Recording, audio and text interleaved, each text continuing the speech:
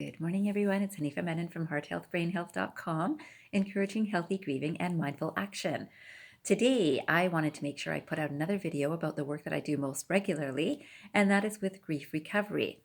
So I came across this quotation which says, "The deeper that sorrow carves into your being, the more joy you can contain."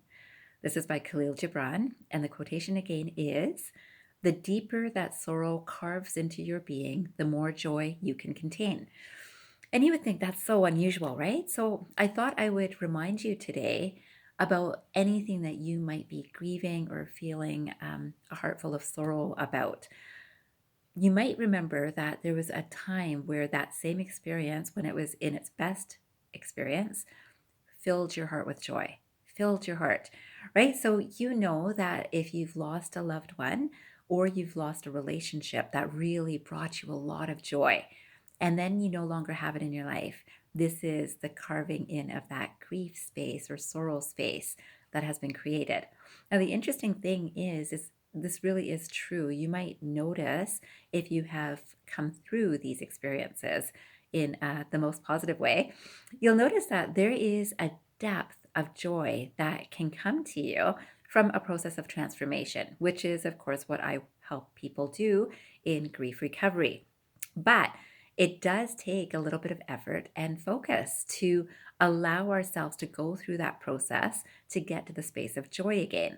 So, what's interesting is it's usually a much deeper space of joy and appreciation than what people had before the grief experience, which is what allows grief to be a transformative experience in many people's lives.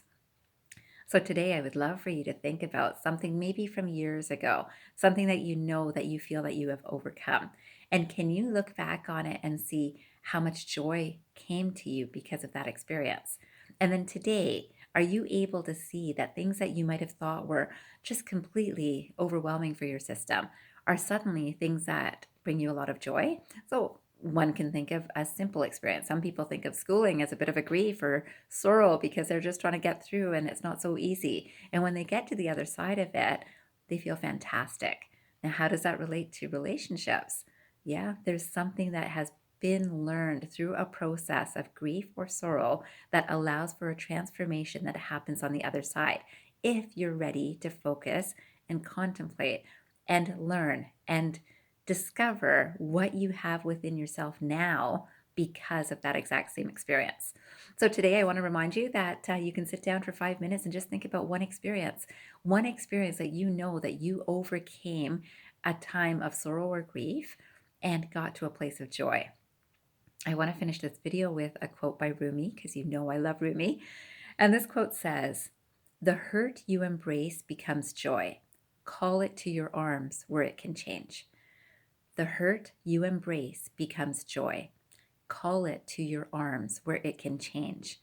And this is the process with grief recovery, where we no longer look away from something because we are hurting when we see it or remembering it. We look right at it and go right through it so that we can get to the other side of transformation. I hope that you spend 5 minutes to think about something for yourself today regarding grief and overcoming it to joy. And remember that you can do this at any day of your life, to remember how grief has transformed you.